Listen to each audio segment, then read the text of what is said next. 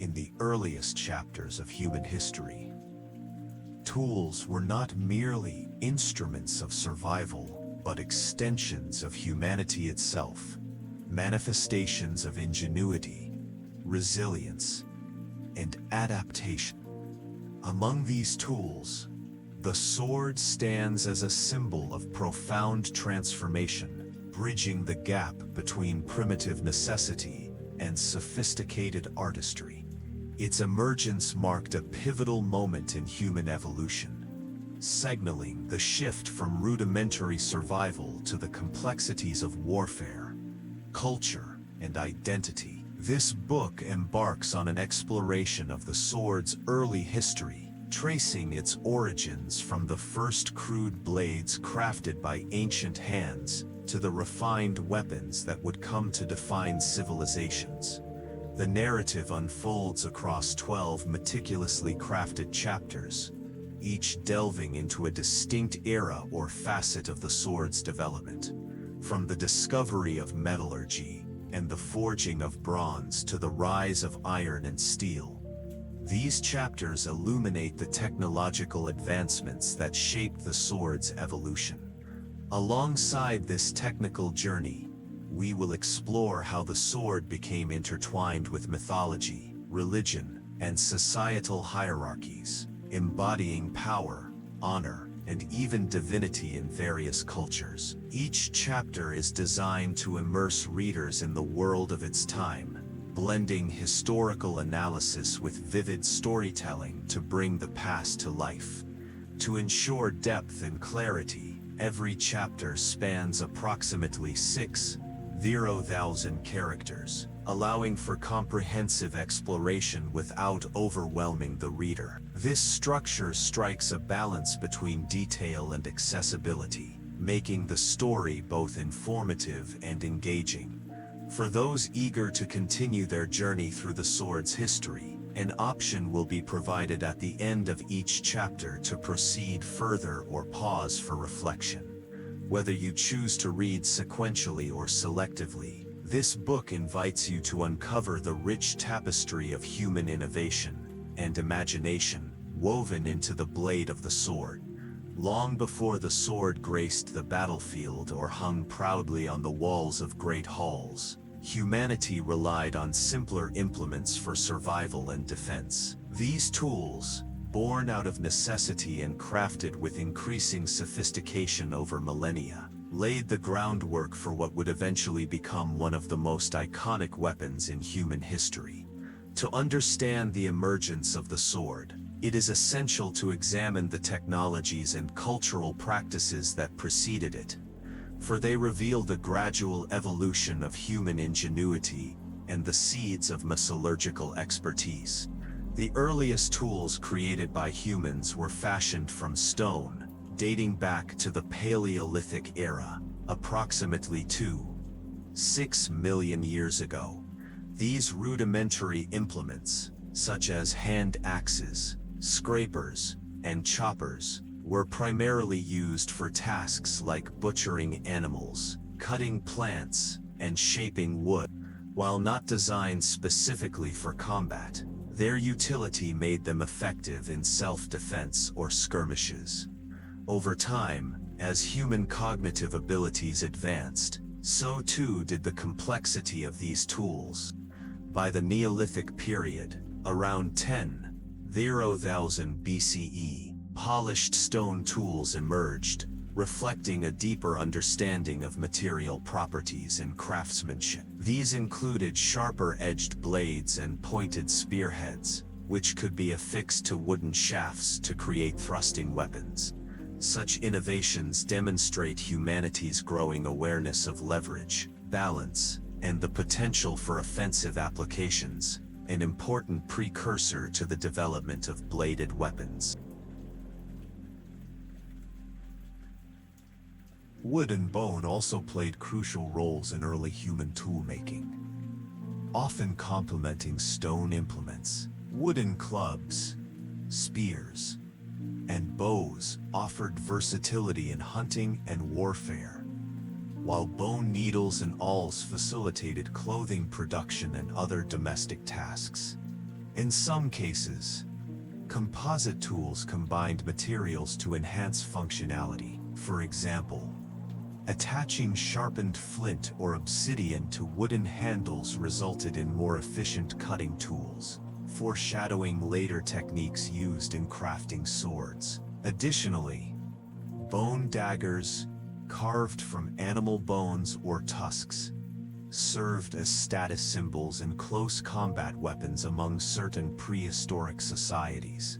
Their compact size and lethal design hinted at the future possibilities of handheld bladed weapons. While stone, wood, and bone dominated the toolkits of early humans, the advent of metallurgy marked a revolutionary leap forward. The use of metals began during the late Neolithic period with the discovery of native copper, a naturally occurring metal found in its pure form. Initially, this soft metal was hammered into simple ornaments and tools, but its malleability limited its practicality as a weapon. It wasn't until the introduction of smelting, a process that involves heating ore to extract metal, that humanity unlocked the true potential of metallurgy. Around 5000 BCE, the Copper Age dawned, bringing with it the ability to produce durable, workable metal objects. This period saw the creation of copper knives and daggers, which, though still rudimentary compared to later swords, represented a significant step toward bladed weaponry. Beyond their functional purposes, early tools held deep cultural significance. They were integral to daily life, trade, and ritual practices, often imbued with symbolic meaning. For instance, finely crafted stone axes were sometimes buried with the dead, suggesting beliefs about their importance in the afterlife. Similarly, metal artifacts became markers of wealth and power, as evidenced by the elaborate grave goods found in ancient burial sites. These cultural associations underscored the value placed on tools and weapons, setting the stage for the reverence accorded to swords in subsequent eras.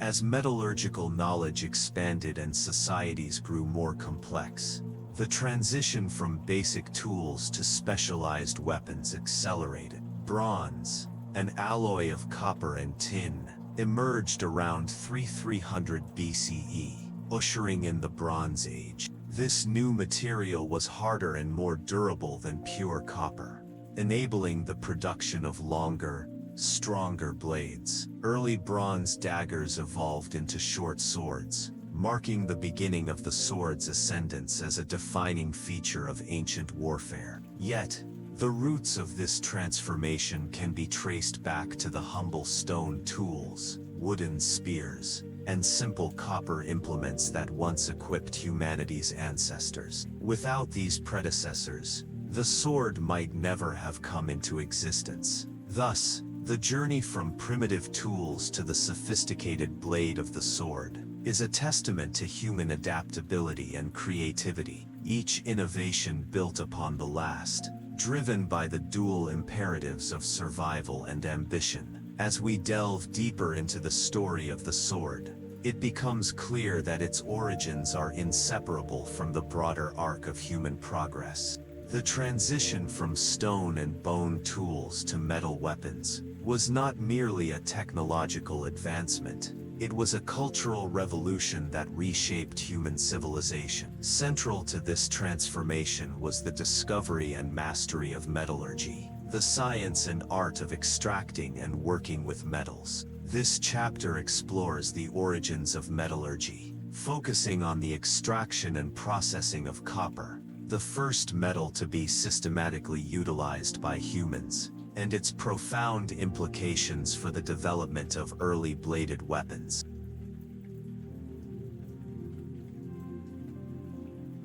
Metallurgy's earliest roots lie in the serendipitous discovery of native copper, a rare occurrence where the metal exists in its pure, elemental form, found in surface deposits or washed out by rivers. Native copper caught the attention of early humans due to its distinctive reddish hue and malleability. Unlike stone, which required laborious chipping and flaking to shape, copper could be cold hammered into desired forms using relatively simple tools. Archaeological evidence suggests that the use of native copper dates back to around 9000 BCE in regions such as modern-day Turkey and Iran. These early experiments with copper yielded small, utilitarian objects like beads, pins, and hooks, which likely served both practical and decorative purposes. However, the limitations of native copper soon became apparent. While it could be worked into shape, its softness rendered it unsuitable for heavy-duty tasks or combat. Recognizing these constraints, early artisans began experimenting with heat treatment, a process that involved heating the metal to make it more pliable and then cooling it to restore hardness. This rudimentary technique hinted at the transformative potential of controlled thermal processes, laying the foundation for more sophisticated metallurgical practices. The real breakthrough in metallurgy came with the invention of smelting, a method for extracting metal from its ore. Around 5000 BCE, communities in the Near East discovered that heating copper-bearing rocks such as malachite and azurite in the presence of charcoal produced molten copper. This process relied on the chemical reaction between carbon in the charcoal and oxygen in the ore, reducing the metal oxide to its pure form. Smelting marked a monumental leap in human capability, as it allowed for the production of larger quantities of metal and opened the door to alloys. The spread of smelting technology followed established trade routes and networks of cultural exchange. By 4000 BCE, copper smelting had reached Egypt, Mesopotamia, and the Indus Valley, fueling regional advancements in toolmaking and weapon production.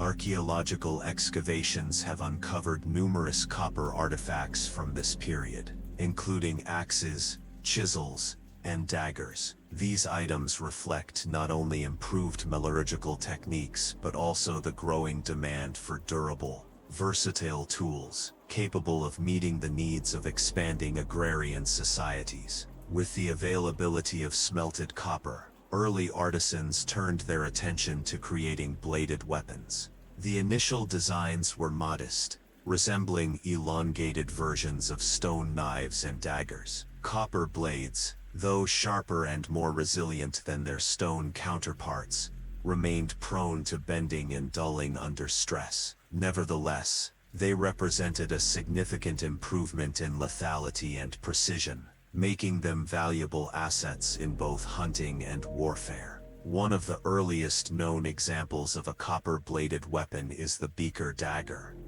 named after the bell beaker culture that flourished in Europe during the late Neolithic and early Bronze Age, circa 200 to 1800 BCE. These daggers featured leaf-shaped blades attached to wooden or bone handles, showcasing the integration of multiple materials to enhance functionality. The craftsmanship evident in such artifacts underscores the evolving sophistication of metalworking skills, as well as the symbolic importance of bladed weapons in social and ceremonial contexts. While copper marked the dawn of metallurgy, its limitations spurred further experimentation. Around 3300 BCE, artisans in the Near East discovered that adding tin to molten copper produced an alloy significantly harder and more durable than either metal alone.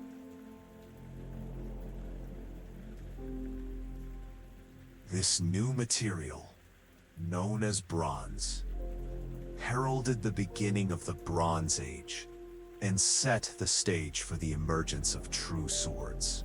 Bronze's superior properties enabled the creation of longer, stronger blades capable of withstanding the rigors of combat. Short swords, characterized by their broad, double-edged blades and tapered points, began appearing in regions such as Mesopotamia, Anatolia, and the Aegean. The shift from copper to bronze was not merely a technical refinement, it was a cultural milestone. The production of bronze required access to both copper and tin ores, resources that were often geographically dispersed. This necessitated the establishment of extensive trade networks, fostering economic interdependence and cultural exchange. Moreover, the complexity of bronze casting involved melting, pouring, and cooling the alloy in molds, demanded specialized knowledge and craftsmanship, elevating metal workers to positions of prestige within their communities. The advent of metallurgy and the subsequent development of bladed weapons had far-reaching consequences for human societies. On the battlefield, copper and bronze weapons conferred a decisive advantage over adversaries armed with stone or wooden implements. Armies equipped with metal blades could penetrate armor, deliver fatal blows, and maintain cohesion in prolonged engagements. This technological edge contributed to the rise of organized military forces and the expansion of territorial empires. Beyond warfare, metallurgy reshaped social structures and cultural identities. Control over metal resources and the expertise to work them became sources of power and status. Elaborate bronze weapons and tools were often reserved for elites, reinforcing hierarchies and legitimizing authority. At the same time, the shared knowledge and practices associated with metallurgy fostered a sense of collective identity among practitioners, transcending linguistic and ethnic boundaries. The discovery of metallurgy and the harnessing of copper represent a turning point in human history. What began as a chance encounter with native metal evolved into a systematic pursuit of innovation, driven by curiosity and necessity. The resulting advancements in tool making and weapon production laid the groundwork for the emergence of the sword, transforming not only the way humans fought but also how they lived, traded, and interacted. As we continue our journey through the early history of the sword, it becomes clear that the mastery of metal was not just a technological achievement, it was the catalyst for a new era of human endeavor. The transition from daggers to the first recognizable swords marks a pivotal moment in the history of human weaponry. This evolution was not merely a matter of elongating blades but entailed profound shifts in design, function, and cultural significance. As metallurgical techniques advanced and societal needs evolved, the sword began to emerge as a distinct class of weapon, bridging the gap between personal tools and instruments of war. This chapter delves into the archaeological evidence, design innovations, and cultural contexts that defined the birth of the sword, offering insights into why and how these early weapons came to occupy a central role in ancient societies. Archaeological excavations have unearthed some of the earliest examples of swords, providing invaluable clues about their origins and development. One of the most notable discoveries is the arsenical bronze swords found in regions such as Anatolia and the Aegean, dating back to approximately 3000 BC. These swords, crafted from an alloy of copper and arsenic, exhibit features that distinguish them from earlier daggers. Their blades are longer, often exceeding 50 centimeters,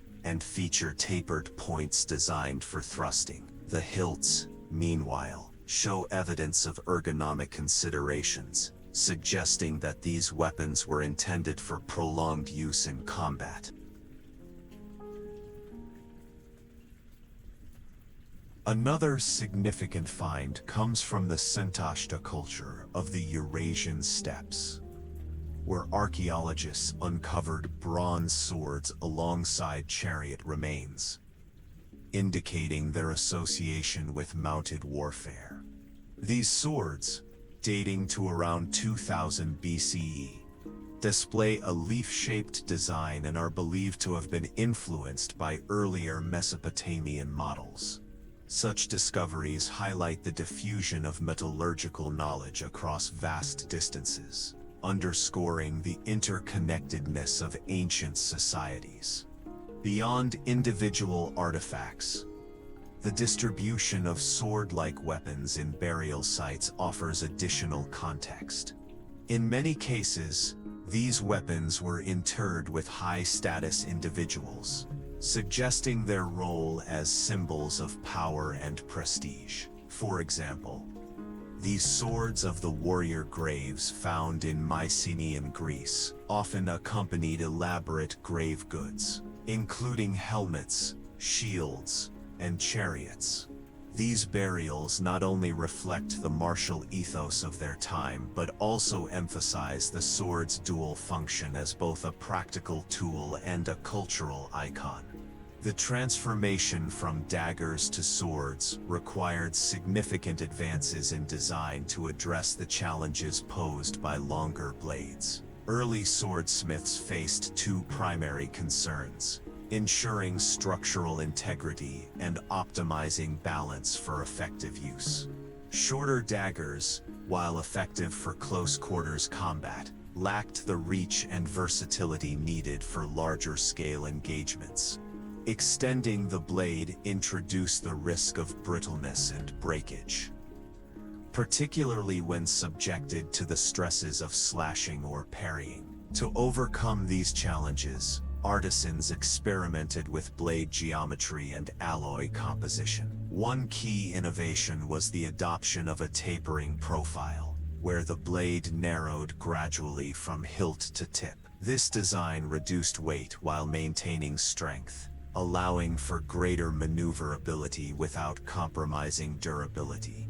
Additionally, the introduction of a central ridge or fuller, a shallow groove running along the length of the blade, helped distribute stress evenly, preventing cracks from propagating under pressure. Metallurgical advancements also played a crucial role in enhancing sword performance. The transition from arsenical bronze to tin bronze, which occurred around 250 E, marked a significant improvement in material properties. Tin bronze offered superior hardness and resistance to corrosion, enabling the production of thinner, sharper edges. This allowed early swords to cut more effectively, making them formidable tools in both hunting and warfare. Hilt design underwent parallel developments, reflecting the need for secure grip and shock absorption. Early hilts were often wrapped in leather or bound with cord to prevent slipping during combat. Over time, more elaborate constructions emerged, incorporating materials such as bone, ivory, or even precious metals. These enhancements not only improved functionality but also elevated the sword's aesthetic appeal, reinforcing its status as a prized possession. The emergence of swords coincided with profound changes in social and political structures, particularly the rise of hierarchical societies and centralized. In these contexts, swords became potent symbols of authority, wielded by warriors, nobles, and rulers to project power and legitimacy. Their rarity and the skill required to produce them ensured that swords were accessible only to elite segments of society, further cementing their association with privilege. Religious and mythological narratives also contributed to the sword's cultural prominence. In many ancient traditions, swords were imbued with divine attributes, serving as conduits of supernatural power.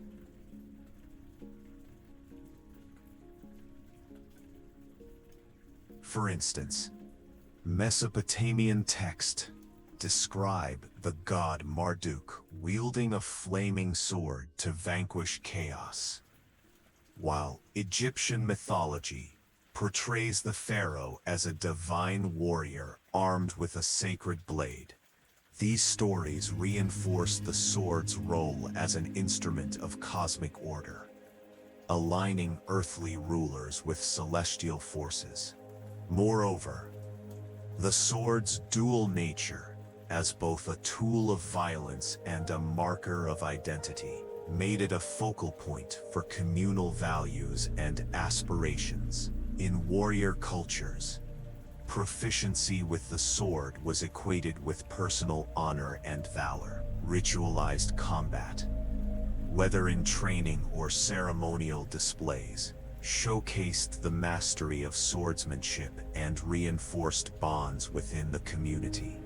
Even in peacetime, the sword retained its symbolic weight, appearing in art, literature, and religious ceremonies as a reminder of collective strength and resilience. Why the sword? The question arises, why did the sword emerge as the dominant form of bladed weapon, supplanting earlier tools like daggers and spears? Several factors contribute to this phenomenon. First, the sword's intermediate length struck a balance between reach and control, making it versatile enough for a variety of combat scenarios. Many like spears, which excelled in thrusting but were cumbersome in close quarters, or daggers, which prioritized intimacy over range. Swords offered a compromise that maximized adaptability. Second, the sword's portability made it an ideal companion for individuals navigating diverse environments. Whether traversing open plains, dense forests, or urban centers, a sword could be easily carried and deployed as needed. This practicality resonated with the increasingly mobile lifestyles of pastoralists, traders, and soldiers, who required reliable means of self-defense. Finally, the sword's capacity for personalization aligned with the growing emphasis on individual identity in stratified societies. Unlike mass-produced tools, swords could be customized to reflect the owner's status, affiliations, and achievements. Engravings, inlays, and ornamental fittings transformed each sword into a unique artifact, embodying the aspirations and values of its bearer. The emergence of the first swords represents a watershed moment in human history, signaling the convergence of technological innovation, artistic expression, and cultural symbolism. From their humble beginnings as elongated daggers to their evolution into sophisticated weapons, these early swords laid the foundation for centuries of martial tradition. As we move forward in our exploration of the sword's history, it becomes evident that its impact extends far beyond the battlefield, shaping the very fabric of human civilization. The Bronze Age, spanning roughly from 330–300 BCE, was a transformative epoch in human history, marked by the widespread adoption of bronze, an alloy of copper and tin, as the primary material for tools and weapons. This period witnessed not only a surge in metallurgical sophistication, but also a profound evolution in the design and functionality of swords. The shift from copper to bronze brought about significant improvements in blade durability, sharpness, and overall effectiveness, paving the way for the sword to emerge as a dominant weapon in ancient warfare. This chapter explores the technological advancements of the Bronze Age, the innovative designs that distinguished swords of this era, and the ways in which these developments influenced the tactics and strategies of early armies.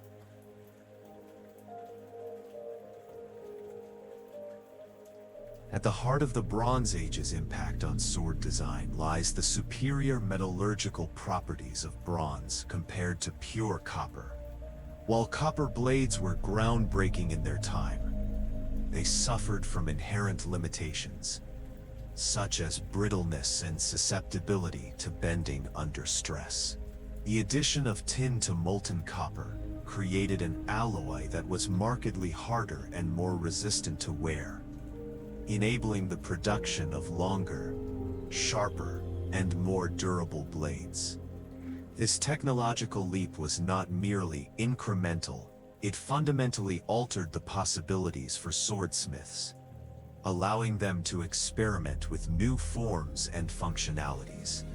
One of the key innovations of the Bronze Age was the development of casting techniques. Unlike copper, which was often cold-worked or hammered into shape, bronze could be melted and poured into molds, enabling the creation of intricate and standardized designs. This method allowed for the mass production of swords, ensuring consistency in quality and design.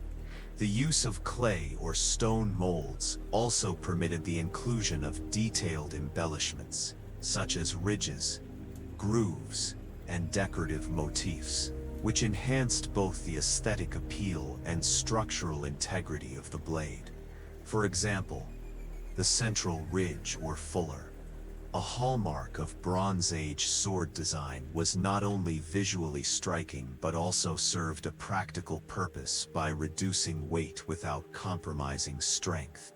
Another critical advancement was the introduction of heat treatment processes, such as quenching and tempering, which further refined the properties of bronze. By controlling the cooling rate of the metal, artisans could achieve varying degrees of hardness and flexibility, tailoring the blade to specific combat requirements.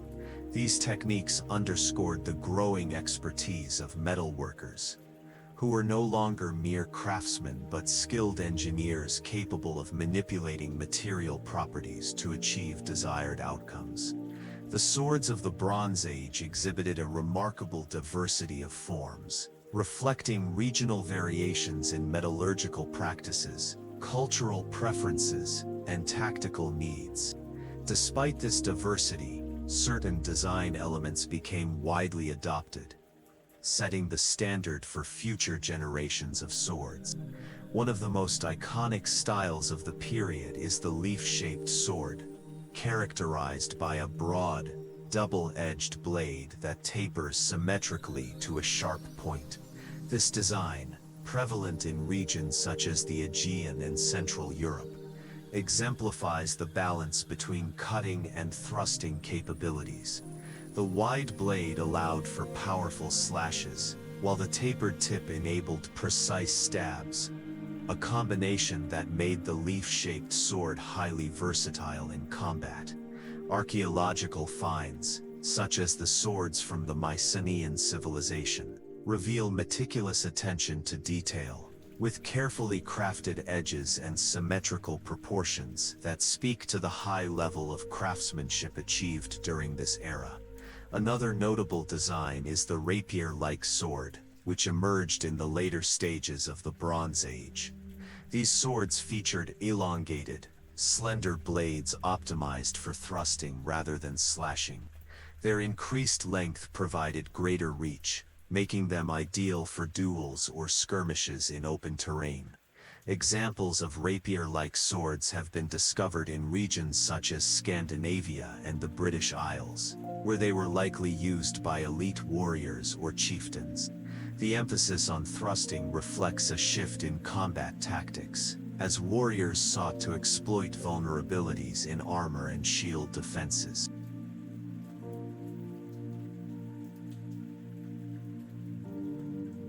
A third category of Bronze Age swords is the short sword, which retained the compact dimensions of earlier daggers but incorporated the enhanced metallurgical properties of bronze. These weapons were particularly popular among infantry units, as their manageable size allowed for quick, agile movements in close-quarters combat. Despite their shorter length, short swords were no less deadly, often featuring razor-sharp edges and reinforced tips designed for piercing armor. The evolution of sword design during the Bronze Age had far-reaching implications for ancient warfare, influencing both individual combat techniques and large-scale military strategies. The increased durability and lethality of bronze swords gave warriors a decisive advantage over adversaries armed with stone or wooden weapons.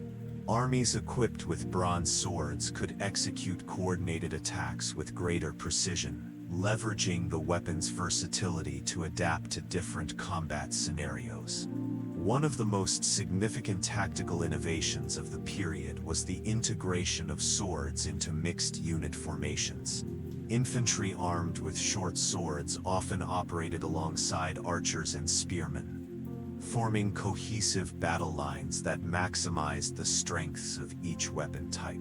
The short sword's agility made it ideal for breaking through enemy ranks, while its robust construction ensured it could withstand the rigors of prolonged engagements. Meanwhile, longer swords and rapier-like blades were favored by chariot-mounted warriors, who relied on speed and reach to outmaneuver opponents on foot. The use of swords also played a crucial role in the development of personal dueling and single combat. Elite warriors, often drawn from noble or aristocratic backgrounds, engaged in one-on-one battles to settle disputes, assert dominance, or demonstrate martial prowess. These encounters, immortalized in epic poetry and oral traditions, celebrated the skill and valor of individual fighters, further elevating the sword's status as a symbol of heroism and honor. While the basic principles of sword design were consistent across the Bronze Age world,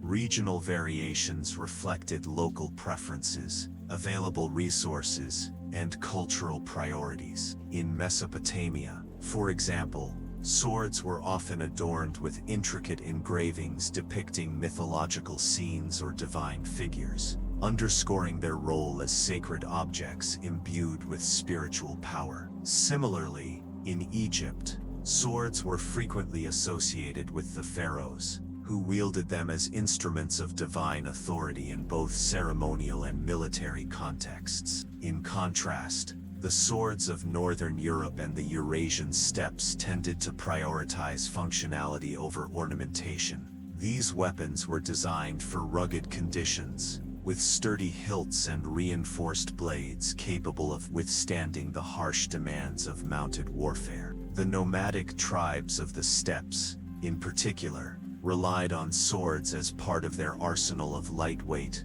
portable weapons, which complemented their highly mobile lifestyle. Trade networks and cultural exchanges further enriched the diversity of Bronze Age swords. The movement of raw materials, such as tin and copper, facilitated the spread of metallurgical knowledge and inspired cross-cultural adaptations in design. For instance, the influence of Near Eastern sword-making traditions can be seen in the weapons of the Aegean civilizations, while Scandinavian designs bear traces of Central European craftsmanship. These interactions highlight the interconnectedness of ancient societies and the shared quest for innovation in the art of warfare. The Bronze Age stands as a testament to humanity's capacity for technological and artistic advancement, with the sword emerging as one of its most enduring legacies. The transition from copper to bronze revolutionized the field of metallurgy, enabling the creation of weapons that were not only more effective but also more expressive of cultural identity.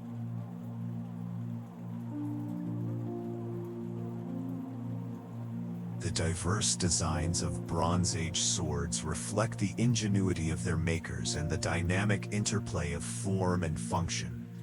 As we continue our journey through the history of the sword, it becomes clear that the innovations of this era laid the groundwork for the continued evolution of this iconic weapon, shaping the course of human conflict and creativity for centuries to come.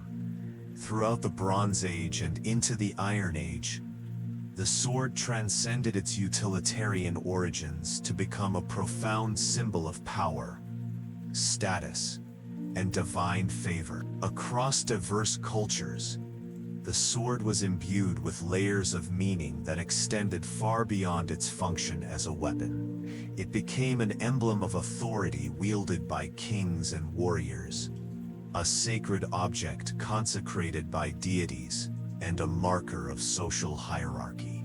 This chapter examines the multifaceted role of the sword in ancient societies, exploring its significance in religion, mythology, leadership, and class distinctions, and analyzing how it reinforced societal structures and ideologies. In many ancient cultures, the sword was not merely a tool of mortal hands but a conduit of divine power, forged by gods or blessed by their favor. Mythologies from Mesopotamia, Egypt, Greece, and beyond frequently depict swords as gifts from the heavens, bestowed upon heroes or rulers to fulfill sacred missions. For instance, in Mesopotamian lore, the storm god Marduk wields a flaming sword to defeat the primordial chaos monster Tiamat, establishing cosmic order. This narrative underscores the sword's role as an instrument of divine justice, capable of vanishing disorder and securing harmony. Similarly, in Egyptian mythology, the pharaohs were often depicted wielding curved swords known as kopes, which were associated with the falcon-headed god Horus. These weapons symbolized the divine mandate of the pharaohs,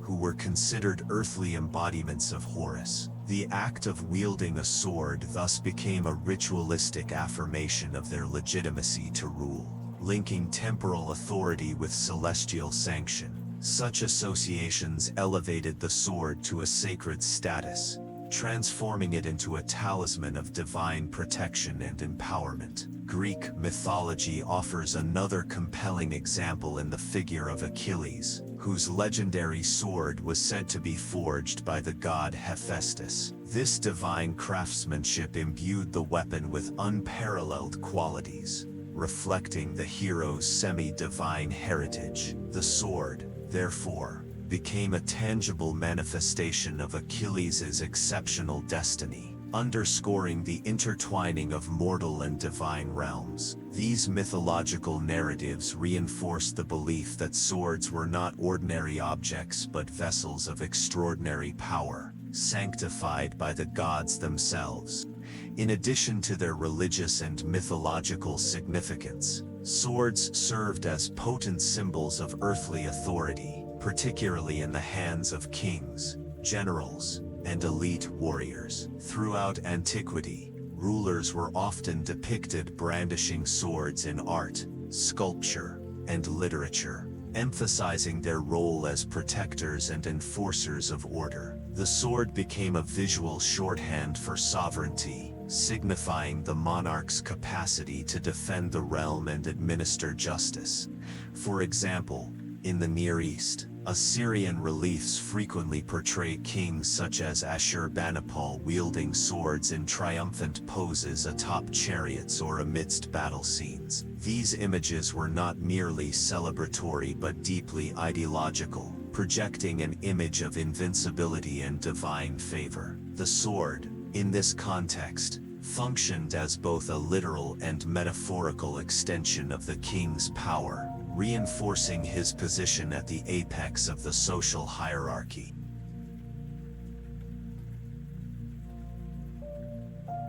Among warrior classes, the sword also symbolized personal valor and martial excellence. In Celtic societies, for instance, swords were closely tied to the concept of heroism, with warriors striving to prove their worth through feats of arms. The possession of a finely crafted sword was a badge of honor, denoting membership in an elite cadre of fighters. Swords recovered from Celtic graves often bear intricate engravings and inlays, suggesting that they were cherished possessions imbued with personal and communal significance. The Roman gladius, though shorter than many contemporary swords, exemplifies the weapon's association with discipline and martial virtue. Standardized across the legions, the gladius became synonymous with Roman military might and the ideals of duty and loyalty. Its widespread adoption underscored the egalitarian ethos of the Roman army, where merit and service determined advancement. Yet it also highlighted the hierarchical structure of Roman society, with officers wielding ornate versions of the weapon to signify rank. The sword's role as a marker of status was intrinsically linked to its scarcity and the resources required for its production. In ancient societies, the acquisition of a sword was often restricted to the wealthy and powerful, as the costs of mining, smelting, and crafting metal weapons placed them beyond the reach of ordinary citizens. This exclusivity reinforced existing social hierarchies, with swords serving as visible indicators of privilege and distinction. In Bronze Age Mesopotamia, for example, elaborate swords were frequently buried alongside high-ranking individuals, accompanied by other luxury items such as gold jewelry and chariots. These grave goods not only demonstrated the deceased's wealth and status,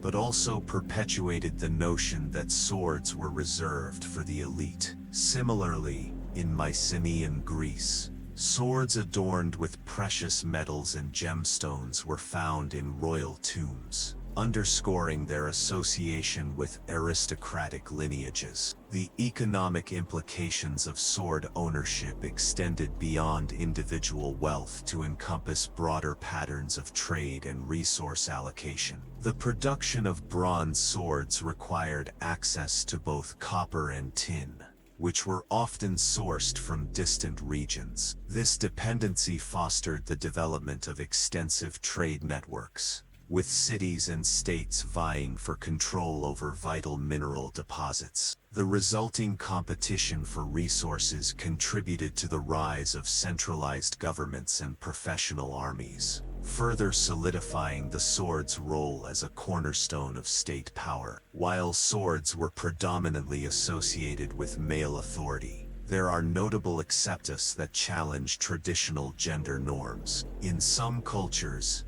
women warriors wielded swords with equal prowess, subverting expectations and redefining the weapon's symbolic meanings. The Amazons of Greek mythology, for instance, are depicted as fearless, swordswomen who rival their male counterparts in combat. Though largely fictional, these stories reflect historical realities, such as the Scythian women warriors whose graves have yielded swords and other military equipment. Such examples suggest that the sword's symbolic potency was not inherently tied to gender but rather to the qualities it represented: strength, courage, and resolve. When wielded by women, swords could serve as tools of empowerment, challenging patriarchal structures and asserting female agency. This duality highlights the sword's adaptability as a cultural symbol, capable of embodying diverse values and identities. Beyond the battlefield, swords played a central role in rituals and ceremonies, further cementing their place in the cultural imagination.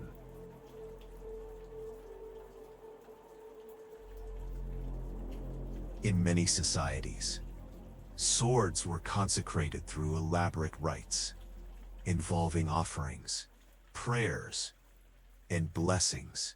These ceremonies transformed ordinary weapons into sacred objects, believed to possess spiritual energy or protective powers. For example, in Japanese Shinto tradition, swords, katana, were regarded as living entities with souls, requiring careful maintenance and reverence. Similarly, in medieval Europe, knights underwent solemn oaths during the dubbing ceremony, where they swore allegiance to their lord while holding a sword. These rituals underscored the sword's dual nature as both a physical object and a vessel of moral and spiritual significance. The sword's evolution from a functional tool to a cultural icon illustrates its profound impact on human society. As a symbol of divine favor, royal authority, and martial excellence, the sword encapsulated the values and aspirations of ancient civilizations. Its exclusivity reinforced social hierarchies, while its versatility allowed it to transcend gender and cultural boundaries. By examining the sword's symbolic dimensions, we gain insight into the complex interplay of power, identity, and belief that shaped the ancient world. As we continue our exploration of the sword's history, it becomes evident that its legacy as a cultural artifact endures, resonating across time and space. The advent of the Iron Age, spanning roughly from 1200 BCE to 500 BCE, marked a seismic shift in human history, driven by the discovery and mastery of iron smelting. This technological breakthrough not only revolutionized the production of tools and weapons, but also profoundly transformed the nature of warfare. The transition from bronze to iron and eventually to steel ushered in an era of unprecedented military innovation, altering the balance of power among ancient civilizations and reshaping the global landscape. This chapter delves into the scientific principles behind iron smelting,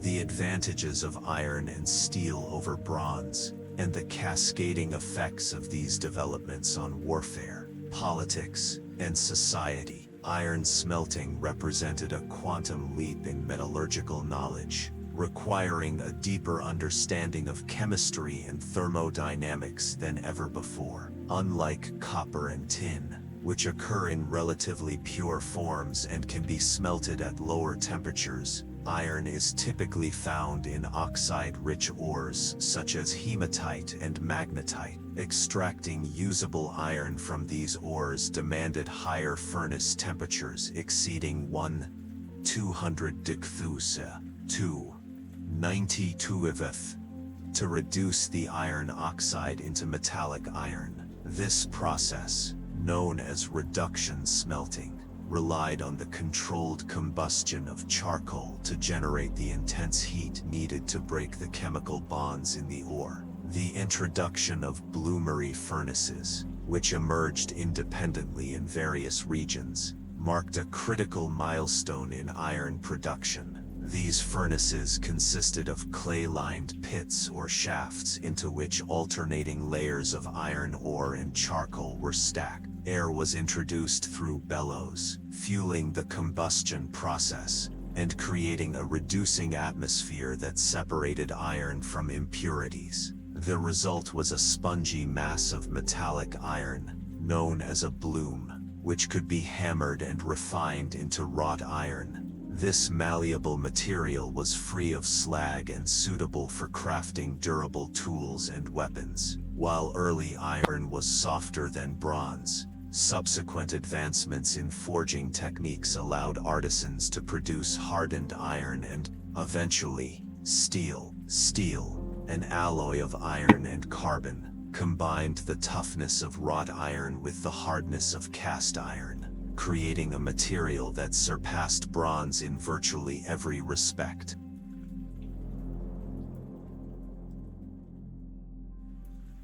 The ability to manipulate carbon content through processes like carburization and quenching enabled smiths to tailor the properties of steel to specific applications. From flexible sword blades to resilient armor plates. The transition from bronze to iron and steel brought about several key advantages that transformed the production and functionality of weapons. First and foremost was the abundance of iron ore compared to the relatively scarce tin required for bronze. Tin deposits were geographically concentrated, often located far from copper sources, necessitating extensive trade networks to sustain bronze production. In contrast, iron ore was widely distributed, allowing communities to produce their own tools and weapons without relying on external supplies. This democratization of metallurgy reduced the cost of armaments, making them more accessible to larger segments of society. Iron's durability and resilience also gave it a significant edge over bronze. While bronze weapons were prone to bending or breaking under stress, iron and steel could withstand repeated impacts without losing their structural integrity. This robustness was particularly advantageous in melee combat, where weapons were subjected to constant strain from slashing, thrusting, and parrying. Steel, with its superior hardness and edge retention, further enhanced the lethality of swords and other bladed weapons, making them more effective in both offensive and defensive roles. Another critical advantage of iron and steel was their adaptability to diverse environmental conditions. Unlike bronze, which corroded easily in humid climates, iron and steel could be treated to resist rust and degradation. This made them ideal for use in regions with variable weather patterns or prolonged exposure to moisture, such as coastal areas or tropical zones. Furthermore, the ability to forge iron into complex shapes allowed for the creation of specialized weapons tailored to specific tactical needs. For instance, longer swords with reinforced tips became feasible, enabling warriors to execute both powerful slashes and precise thrusts without compromising the weapon's structural integrity. Steel, in particular, offered unparalleled versatility. By varying the carbon content during the forging process, smiths could produce blades with distinct properties: hard edges for cutting and flexible cores for shock absorption. This dual-layered construction not only enhanced performance but also extended the lifespan of the weapon, reducing the need for frequent repairs or replacements. The introduction of pattern welding, a technique that involved layering different types of steel to create intricate designs, further elevated the artistry and functionality of swords. These innovations underscored the growing sophistication of metallurgical practices and the increasing demand for high-performance weapons. The widespread adoption of iron and steel weapons had profound implications for ancient warfare, reshaping tactics, strategies, and the organization of armies. One of the most immediate effects was the democratization of military power. As iron tools and weapons became more affordable and accessible, smaller states and tribes gained the means to challenge larger, more established empires. This shift disrupted the geopolitical balance,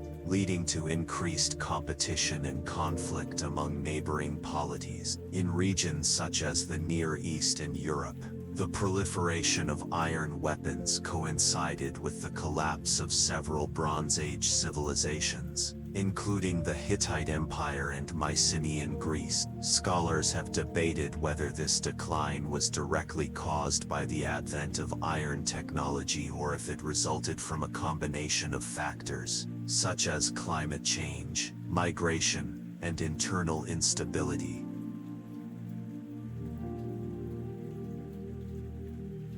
Regardless of the exact cause, the rise of iron weaponry undoubtedly played a role in the fragmentation of centralized states and the emergence of smaller, militarized societies.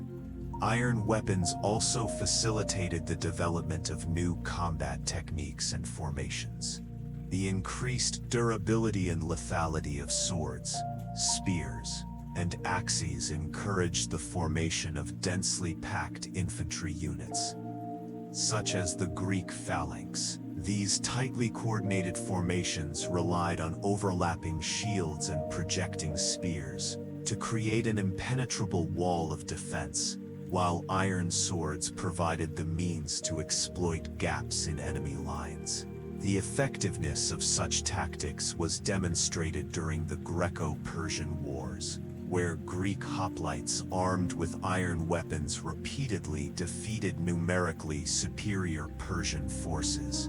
Mounted warfare underwent similar transformations with the advent of iron. The introduction of iron stirrups, horseshoes, and armor enabled cavalry units to play a more decisive role in battles. Heavy cavalry, equipped with long swords and lances, became a dominant force on the battlefield, capable of breaking through enemy ranks and turning the tide of engagements. The Scythians, Parthians, and other nomadic groups leveraged these advancements to great effect, using their mobility and firepower to outmaneuver sedentary armies. Beyond the battlefield, the transition to iron and steel had far-reaching political and social consequences. Control over iron production and distribution became a key determinant of power, with rulers investing heavily in mining operations, smelting facilities, and skilled labor. The centralization of these resources often led to the consolidation of authority, as monarchs sought to monopolize access to iron and steel to maintain their military superiority. At the same time, the availability of iron weapons contributed to the rise of professional armies. Unlike the citizen soldiers of earlier periods, who were typically farmers or artisans called upon during times of war, professional soldiers trained full-time in the use of iron weapons and armor. This specialization fostered the development of martial cultures, where valor and discipline were highly prized. In some cases, entire social classes emerged around the warrior ethos, as seen in the samurai of Japan or the knights of medieval Europe. Iron weapons also played a pivotal role in the expansion and consolidation of empires. The Assyrians, for example, utilized iron swords, spears, and chariots to establish one of the largest and most feared military forces of the ancient world. Their campaigns of conquest were made possible by the superior quality of their weapons, which allowed them to overwhelm adversaries and enforce their dominance across vast territories. Similarly, the Romans capitalized on iron technology to build a formidable empire, equipping their legions with standardized gladi and pilum, javelins, that ensured cohesion and adaptability in battle. The economic impact of iron and steel production cannot be overstated. The demand for raw materials spurred the growth of mining industries, creating new opportunities for trade and employment. Regions rich in iron ore, such as Anatolia and Central Europe, became hubs of economic activity, attracting merchants, artisans, and settlers. The exchange of iron goods and expertise facilitated cultural interactions, spreading technological innovations and artistic styles across continents. Culturally, the transition to iron and steel reinforced existing hierarchies, while also challenging traditional norms. Swords, in particular, retained their symbolic significance as markers of status and authority, but their broader accessibility meant that they were no longer exclusive to the elite.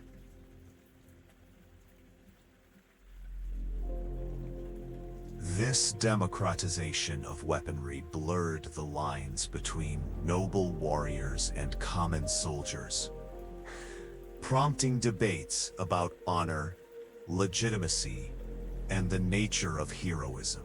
Literary works from this period, such as Homer's Iliad and the Norse sagas, reflect these tensions, portraying heroes who embody both aristocratic ideals and populist virtues. The Iron Age revolutionized not only the way humans fought, but also how they lived, governed, and interacted with one another. The discovery of iron smelting and the subsequent refinement of steel marked a turning point in human history, unleashing a wave of innovation that transformed warfare, politics, and society. As we continue our exploration of the sword's history, it becomes clear that the transition from bronze to iron was not merely a technological advancement.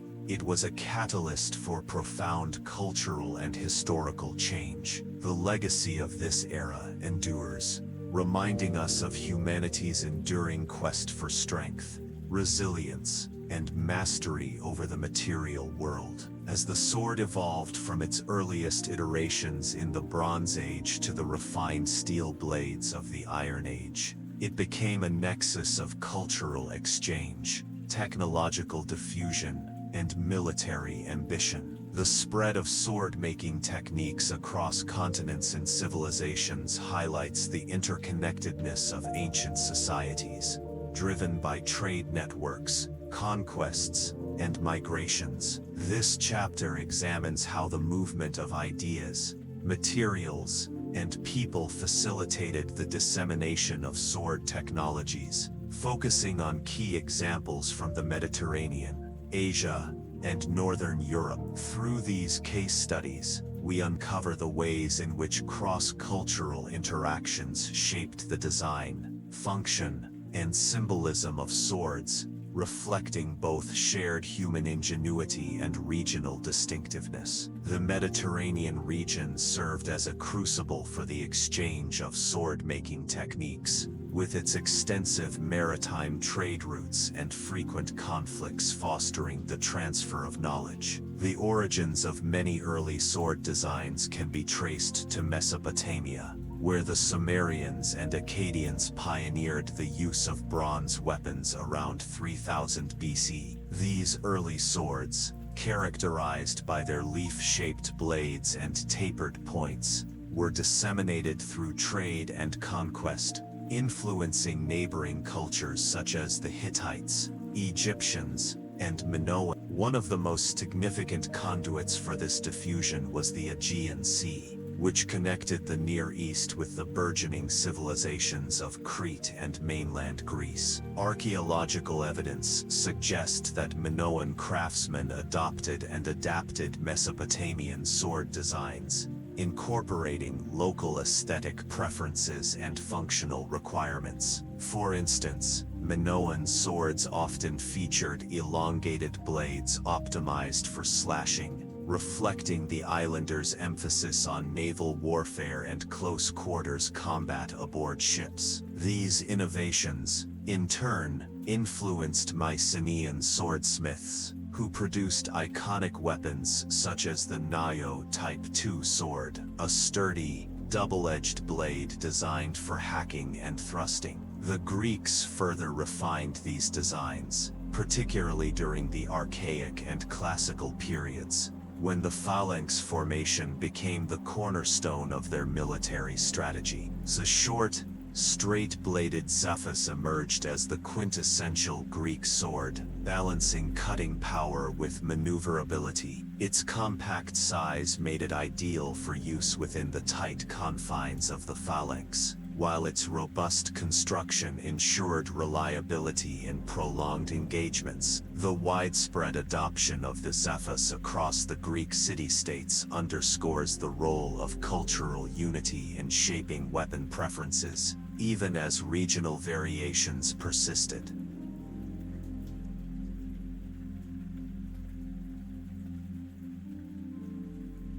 The Roman Empire later inherited and adapted Greek sword designs, synthesizing them with influences from Celtic and Iberian traditions.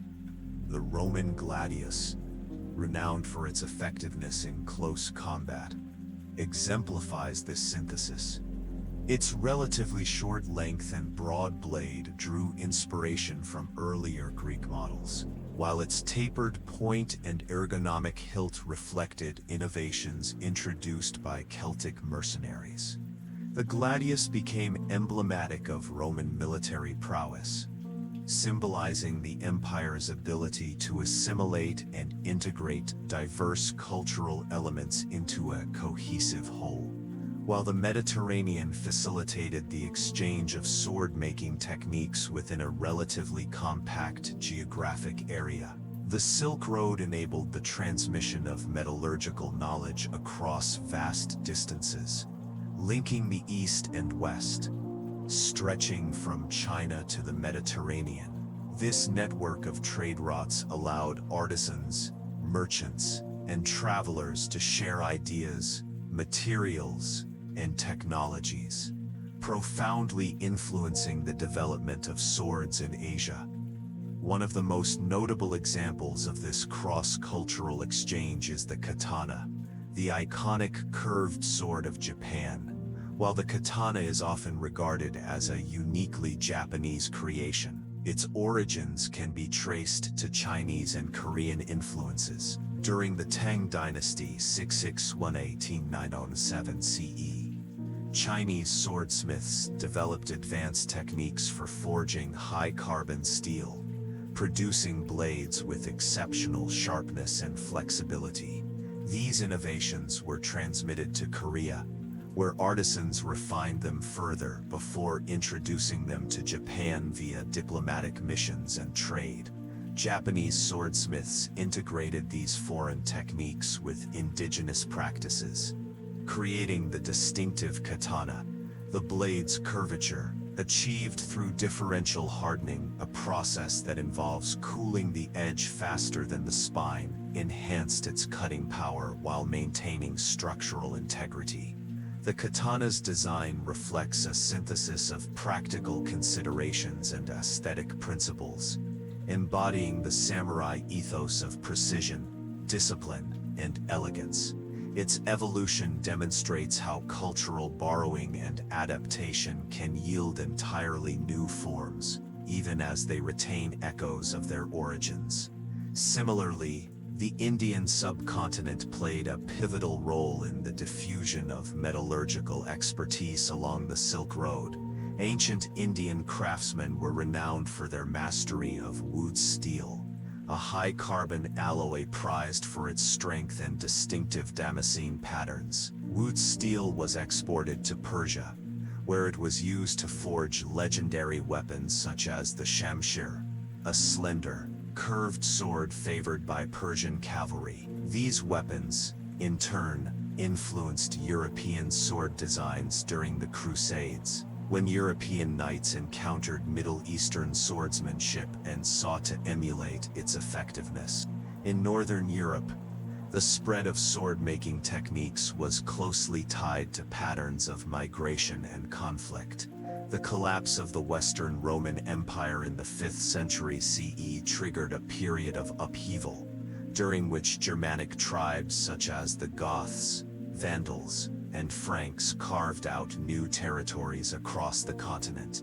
These movements brought disparate groups into contact, facilitating the exchange of weapons and martial traditions. One of the most striking outcomes of this interaction was the emergence of the Viking sword, a testament to the blending of Scandinavian, Frankish, and Byzantine influences.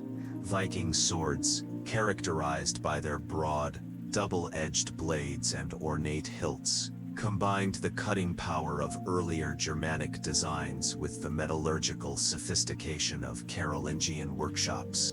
Many Viking swords bear inscriptions or decorative motifs inspired by Christian iconography, reflecting the complex interplay of pagan and Christian traditions during this era.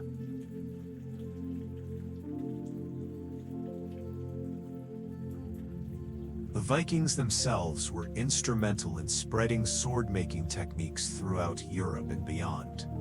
Their extensive trade networks, which extended from the British Isles to the Caspian Sea, allowed them to acquire and disseminate high-quality steel from regions such as Central Asia and the Middle East. This influx of materials enriched Northern European metallurgy, enabling artisans to produce blades with unprecedented sharpness and durability.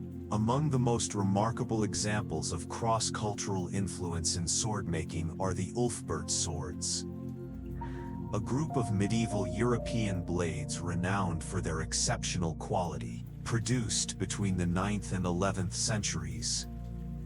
These swords feature crucible steel, a material that was virtually unknown in Europe at the time. Scholars believe that the raw materials for Ulfbert swords were imported from Central Asia or the Islamic world. where crucible steel production had reached unparalleled levels of sophistication. The inscription Ulfberti found on many of these swords has sparked debate among historians, with some suggesting it was the name of a master craftsman and others proposing it was a brand associated with a specific workshop. Regardless of its origin, the Ulfbert swords represent a fusion of Eastern metallurgical expertise and Western craftsmanship, highlighting the global dimensions of sword-making during the Middle Ages. The evolution of the sword across civilizations reveals the dynamic interplay of trade, conquest, and cultural exchange. Whether through the maritime networks of the Mediterranean, the overland routes of the Silk Road, or the migratory pathways of Northern Europe, the dissemination of sword-making techniques reflects humanity's capacity for collaboration and adaptation. Each region added its own unique contributions, resulting in a rich tapestry of designs that continue to inspire awe and admiration as we proceed to explore the next chapters of the sword's history. It becomes evident that its story is not one of isolated achievements but rather a testament to the interconnectedness of human endeavor. The art of swordsmithing, a craft honed over millennia, stands as a testament to human ingenuity and dedication. At its core, the process of crafting a sword is a delicate balance between science and art, requiring not only technical skill but also an intimate understanding of the materials and their behaviors under extreme conditions. This chapter delves into the meticulous steps involved in sword making, from the initial selection of raw materials to the final polish, and explores the training and apprenticeship required to become a master swordsmith. The journey of sword making begins with the careful selection of raw materials, primarily iron and steel. The quality of these materials is paramount, as they determine the sword's durability, flexibility, and sharpness. Historically, swordsmiths sourced their iron from local mines, selecting ores known for their purity and carbon content. High-carbon steel, which combines hardness with resilience, became the preferred choice for crafting superior blades. The introduction of crucible steel, particularly in regions like India and Central Asia, marked a significant advancement, providing swordsmiths with a material that could be forged into exceptionally strong and sharp blades. Swordsmiths also considered the environmental conditions of their region, choosing materials that would perform well under local climates. For instance, in humid or coastal areas, rust-resistant alloys were favored to ensure the longevity of the weapon. The careful selection of materials underscores the swordsmith's deep knowledge of metallurgy and their ability to anticipate the demands placed on the finished product.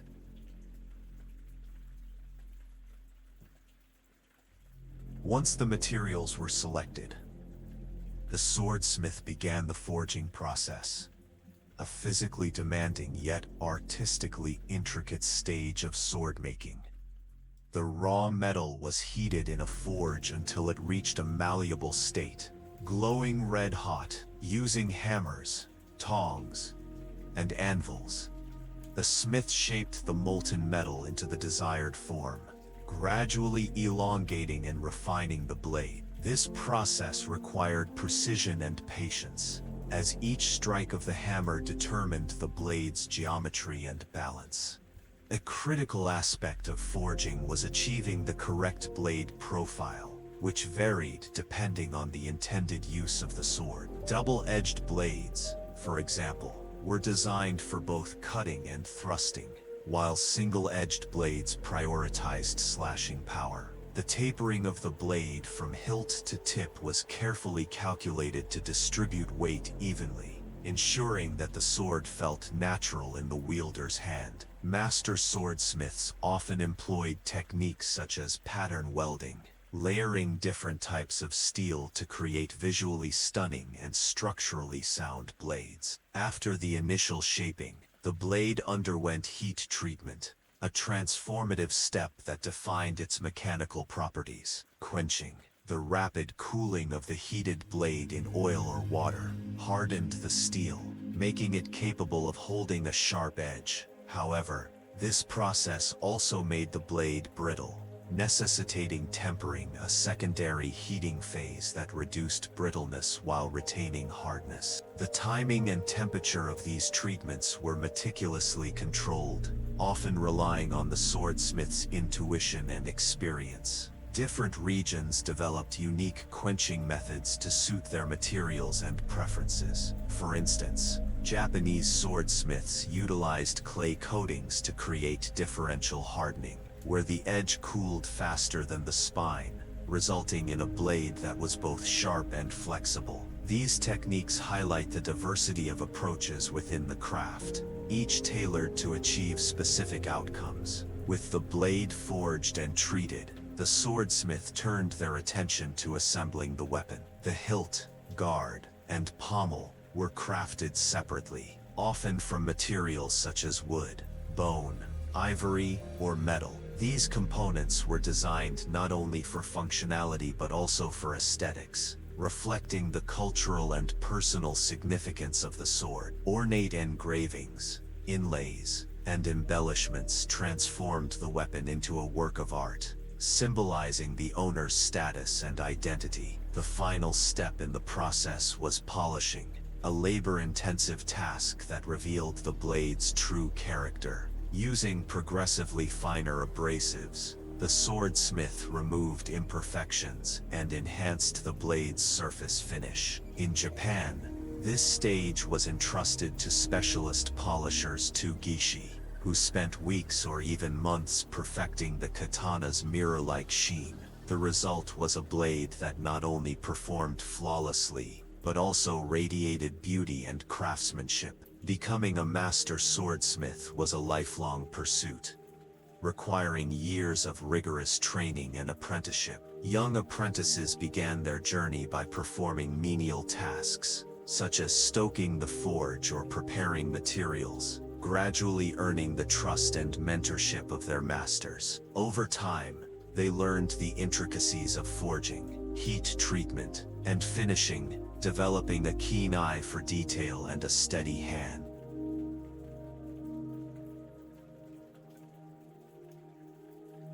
Apprenticeships often lasted a decade or more, culminating in the creation of a masterpiece, a sword that demonstrated the apprentice's mastery of the craft. This tradition of mentorship ensured the continuity of sword-making knowledge, passing down techniques and philosophies from one generation to the next. In some cultures, swordsmiths were revered as artists and spiritual figures, their work imbued with ritualistic significance. The art of swordsmithing varied significantly across regions.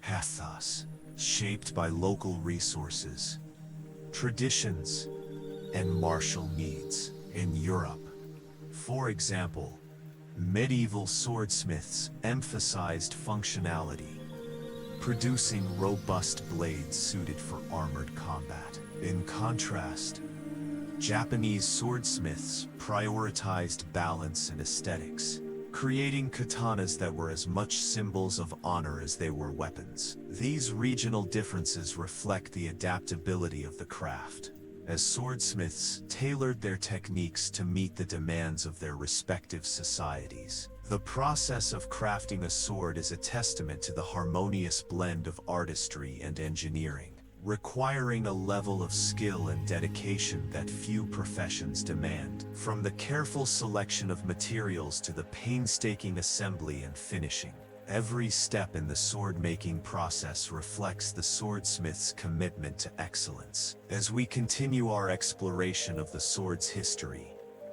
it becomes clear that the mastery behind the blade is not merely a technical achievement, but a cultural and artistic legacy that transcends time and geography. Throughout human history, the sword has been more than just a tool of warfare.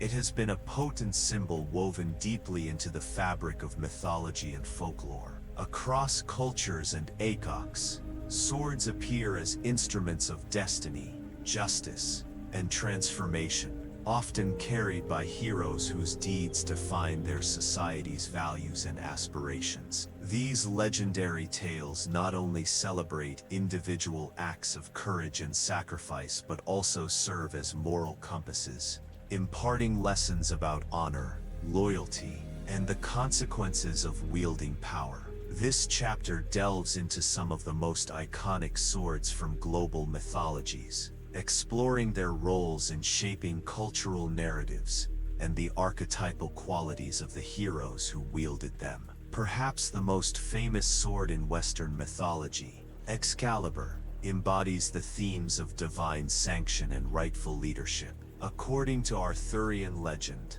King Arthur received Excalibur from the Lady of the Lake, a mystical figure representing the supernatural forces that validated his claim to the throne. The sword itself was said to possess magical properties, granting its bearer invincibility in battle and symbolizing the sacred bond between the king and his realm. Excalibur's role extends beyond its physical attributes. It serves as a narrative device that legitimizes Arthur's kingship and underscores the responsibilities of leadership. When Arthur draws the sword from the stone, a feat no other contender can achieve, he proves himself divinely chosen. A theme that resonates with audiences across generations. Yet, the sword also carries a cautionary message. The misuse of power can lead to ruin. Arthur's eventual downfall, precipitated by betrayal and hubris, illustrates the fragility of even the most exalted destinies. Excalibur thus becomes a dual symbol of both the glory and the peril inherent in wielding authority. In Japanese mythology, the sword Kusanagi no Tsurugi, grass-cutting sword, represents purification, resilience, and the triumph of order over chaos. According to the Kojiki and Nihon Shoki, ancient chronicles of Japanese history and myth, the god Susanoo discovered Kusanagi while slaying the eight-headed serpent Yamata no Orochi. Hidden within the creature's tail, the sword was presented to the sun goddess Amaterasu as a token of reconciliation, symbolizing the restoration of harmony between gods and mortals.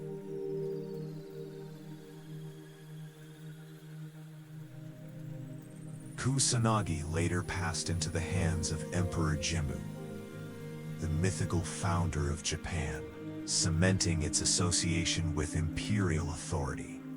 The sword's presence in the imperial regalia Japan underscores its enduring significance as a national treasure and a spiritual emblem. Unlike Excalibur, which is often depicted as a weapon of conquest, Kusanagi emphasizes protection and purification. Its legendary origin story highlights the importance of perseverance and resourcefulness, as Susanoo's victory over Yamata no Orochi required cunning and bravery rather than brute force.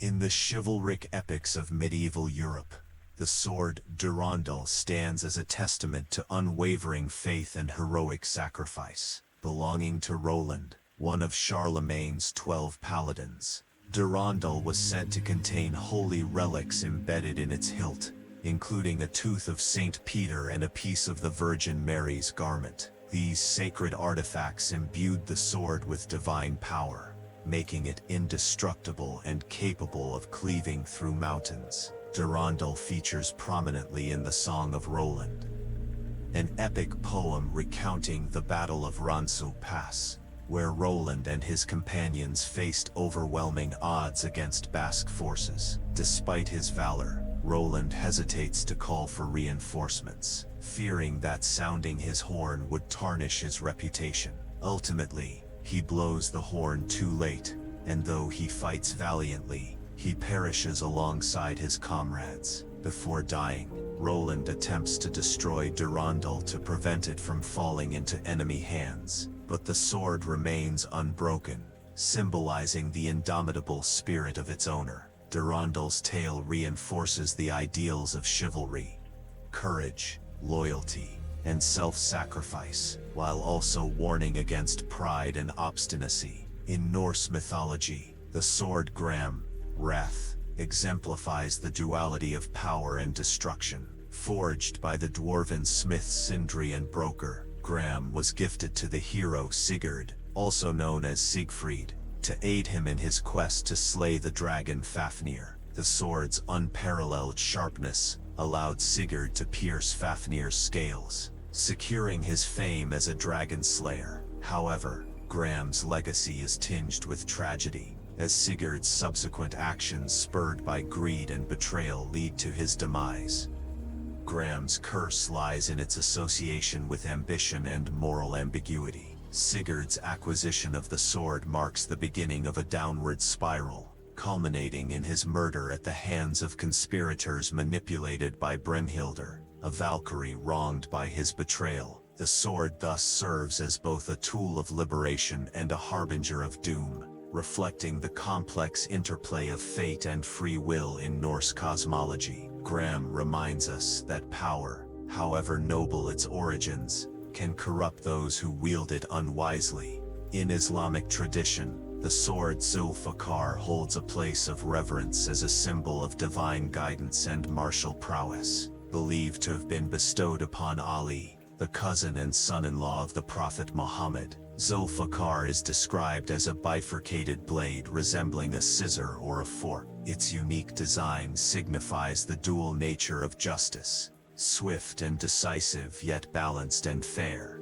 Zulfiqar plays a central role in the Battle of Uhud, where Ali reportedly used the sword to defend the Muslim army against overwhelming odds. The phrase La ilaha illa Allah, Muhammadur Rasulullah, there is no God but God, and Muhammad is his messenger, often inscribed on depictions of Zulfiqar, reinforces its status as a sacred object imbued with spiritual authority. Beyond its martial applications, Zulfiqar symbolizes the struggle for righteousness and the defense of faith, inspiring generations of Muslims to uphold the principles of justice and compassion.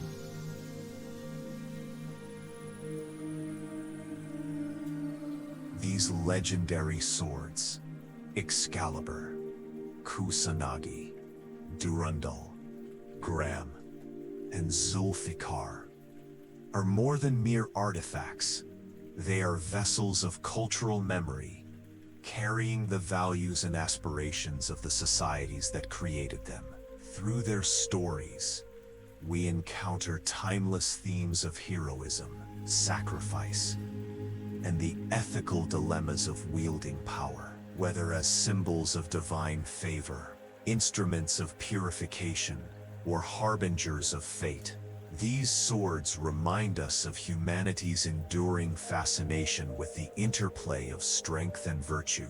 As we continue our journey through the history of the sword, these myths offer a lens through which to understand not only the weapon itself, but also the ideals it represents. The advent of firearms marked a seismic shift in the landscape of warfare, heralding the gradual decline of the sword as the preeminent weapon of combat. While the sword had reigned supreme for millennia, its prominence began to wane as gunpowder technology advanced, fundamentally altering the dynamics of battle. This chapter examines the technological innovations that rendered firearms increasingly effective, the evolving role of swords in response to these changes, and the shifting cultural perceptions surrounding the once dominant blade.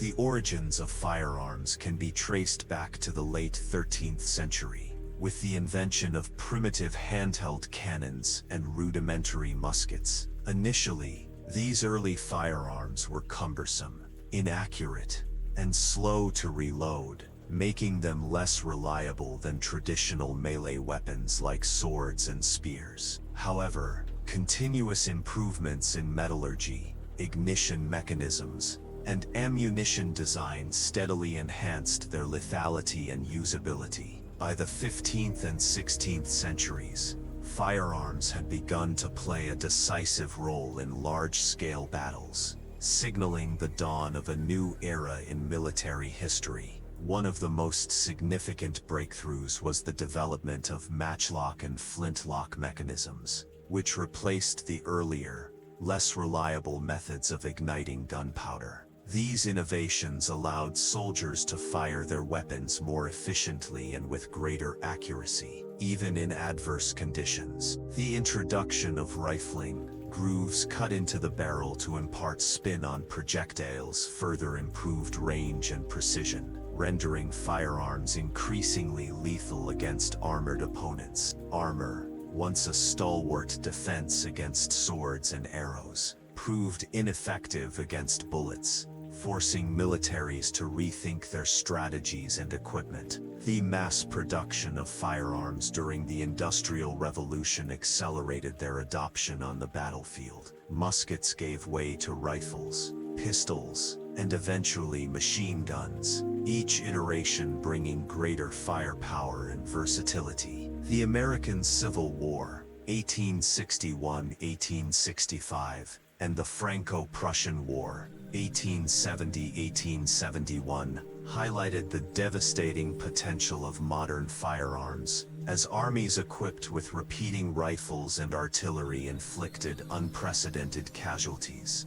The sword, once the primary instrument of close-quarters combat, became obsolete in the face of these technological advancements. Despite the ascendance of firearms, swords did not disappear overnight. Instead, they underwent a period of adaptation, serving specialized roles that reflected the changing nature of warfare. In the 16th and 17th centuries, the rapier emerged as a refined weapon designed for civilian dueling and personal defense. Characterized by its long, slender blade and emphasis on thrusting, the rapier epitomized the shift from battlefield utility to individual skill and etiquette. Dueling codes and fencing schools proliferated during this period, preserving the sword's legacy as a symbol of honor and refinement.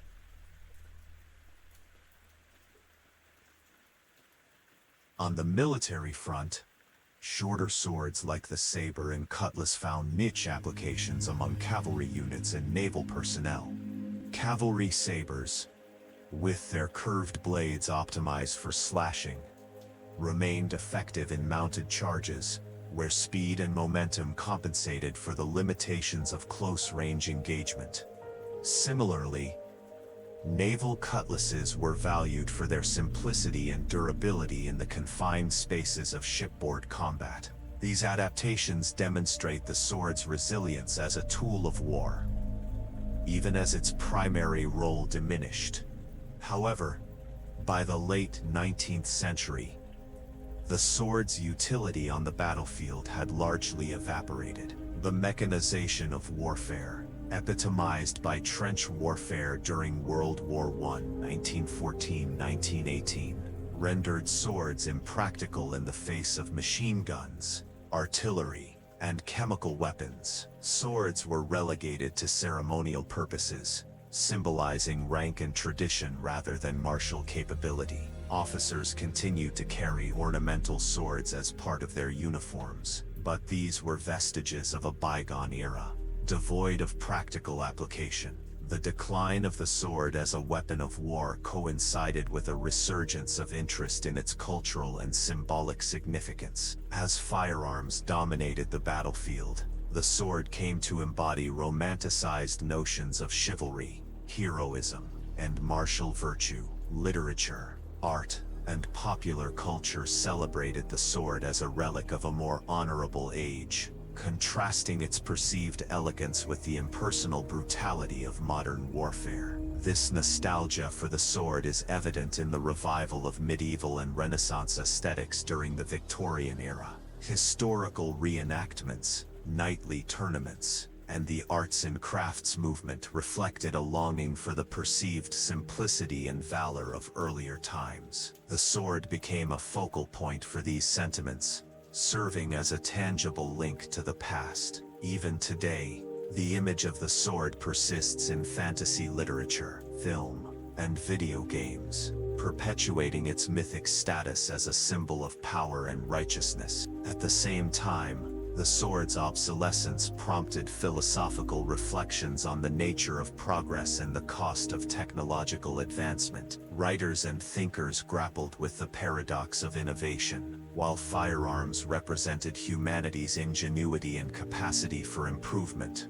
they also underscored the dehumanization of warfare. The sword, with its intimate connection to the wielder, seemed to embody a more personal and honorable form of combat, a stark contrast to the impersonal devastation wrought by bullets and bombs. The decline of the sword as a weapon of war marks a pivotal moment in human history, illustrating the interplay between technology, culture, and ethics. While firearms rendered the sword obsolete on the battlefield, they also freed it to assume new roles as a cultural artifact and symbol of heritage. The sword's journey from a tool of survival to an icon of honor reflects humanity's enduring quest for meaning amidst the relentless march of progress. As we move forward in our exploration of the sword's history, it becomes clear that its legacy is not confined to the annals of warfare, but continues to resonate in the collective imagination of societies worldwide. Though the sword has long since been supplanted by firearms and modern weaponry as a tool of war, its allure endures in contemporary society. Today,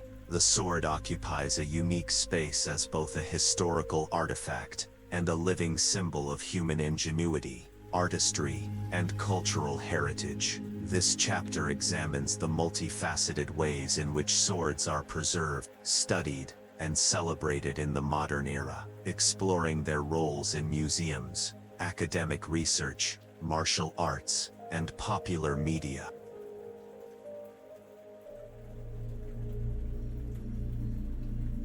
Through these lenses, we gain insight into why the sword continues to captivate the public imagination and how it remains relevant in an age dominated by technology.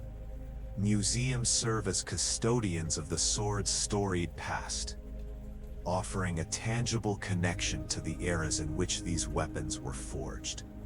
Around the world, institutions such as the Metropolitan Museum of Art in New York, the British Museum in London, and the Tokyo National Museum house extensive collections of swords, ranging from ancient Bronze Age blades to intricately crafted katanas and medieval longswords. These exhibits provide visitors with an opportunity to witness firsthand the evolution of sword-making techniques, the diversity of designs across cultures, and the artistic mastery embedded in each blade. Curators and conservators play a vital role in preserving these artifacts, employing advanced technologies to analyze materials, restore damaged pieces, and protect them from environmental degradation. Techniques such as X-ray fluorescence spectroscopy and scanning electron microscopy allow researchers to study the composition and manufacturing processes of historical swords without causing harm. Such efforts not only deepen our understanding of metallurgical practices but also highlight the intersection of science and art in swordsmithing. Interactive displays and educational programs further enhance the museum experience, engaging audiences of all ages. Workshops on traditional forging methods, demonstrations of swordsmanship, and lectures by historians and artisans bring the past to life, fostering appreciation for the skill and dedication required to create these iconic weapons.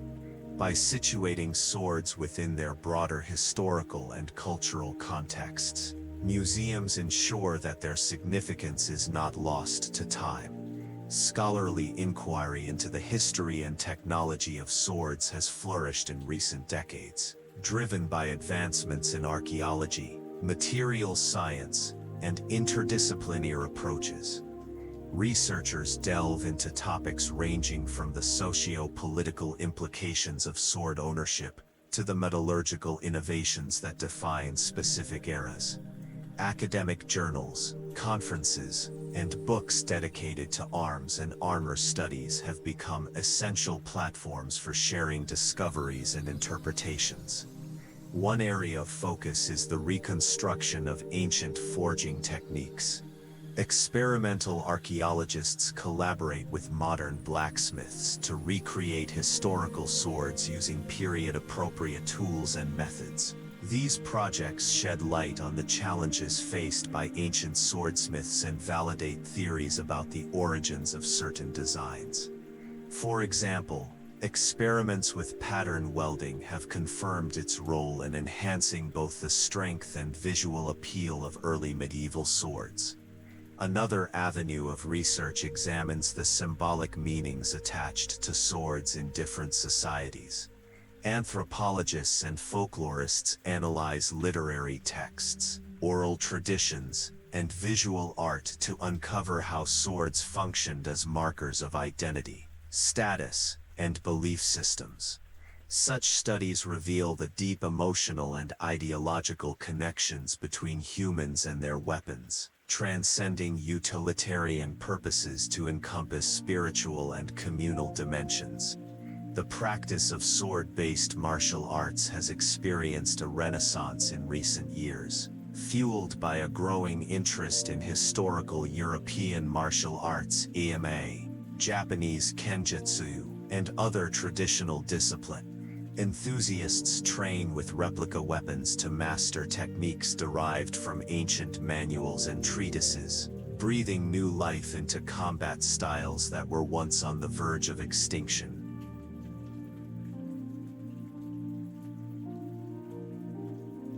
EMA practitioners, for instance, study manuscripts such as Fiore de Liberis, Fior di Battaglia, and Johannes Lichtenauer's Zettel, which document the principles of medieval swordsmanship.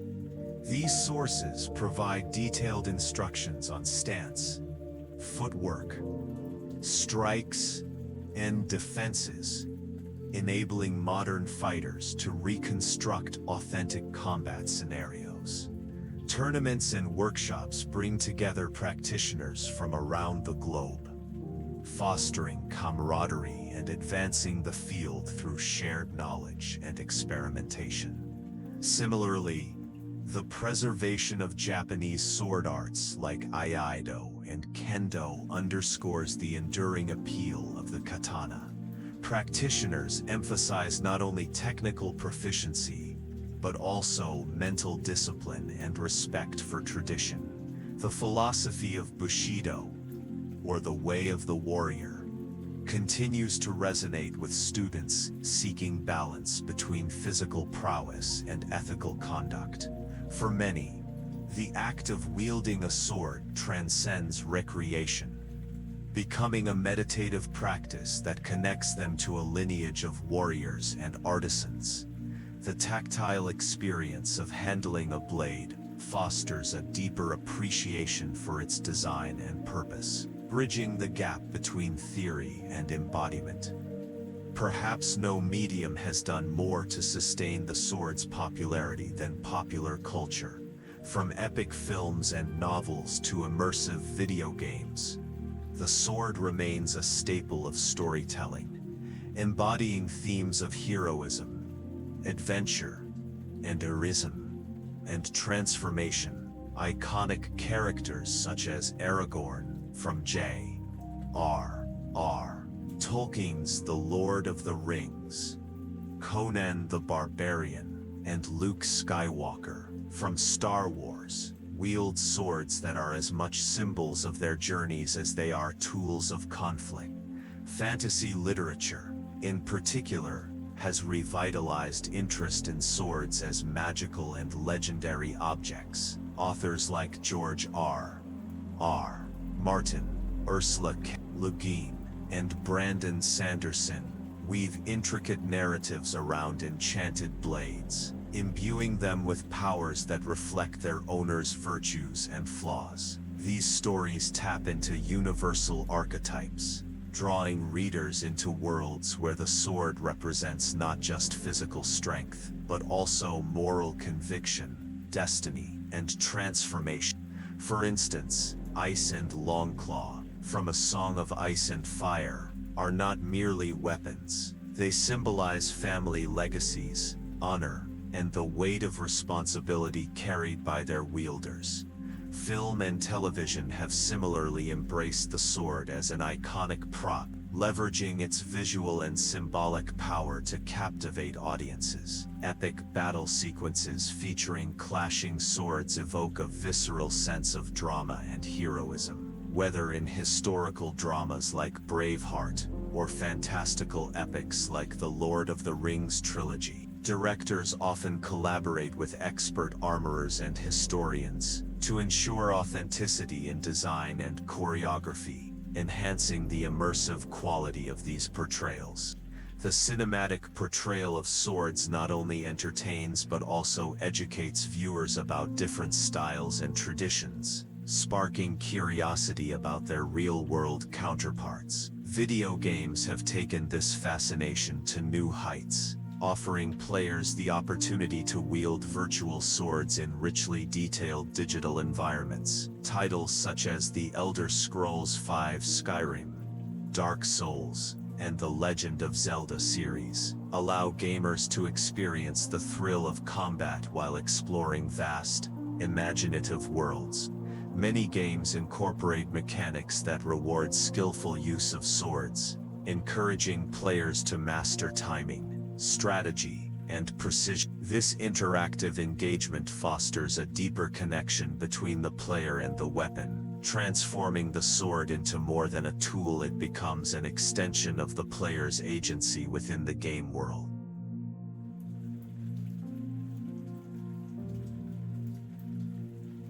Moreover, modern media often blends historical accuracy with creative license, introducing audiences to lesser-known aspects of sword history. For example, the Netflix series The Witcher draws inspiration from Slavic folklore and medieval European traditions, showcasing unique sword designs and combat techniques that resonate with both fantasy enthusiasts and history buffs. Such representations underscore the timeless appeal of the sword as a bridge between past and present, reality and imagination. Beyond museums, academia, martial arts, and media, there exists a thriving community of sword collectors and enthusiasts who celebrate the weapon's craftsmanship and legacy. Private collectors seek out rare and historically significant pieces, often investing substantial resources to acquire authentic artifacts.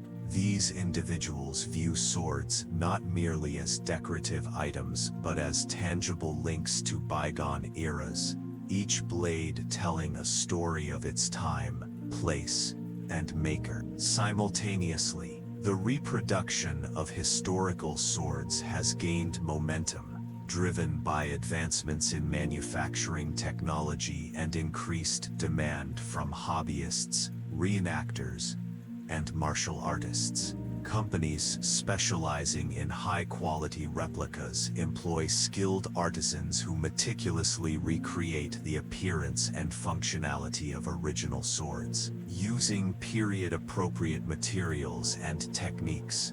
These reproductions serve as educational tools, allowing users to study and appreciate the nuances of historical designs without risking damage to priceless originals. For some, collecting or crafting swords is more than a hobby.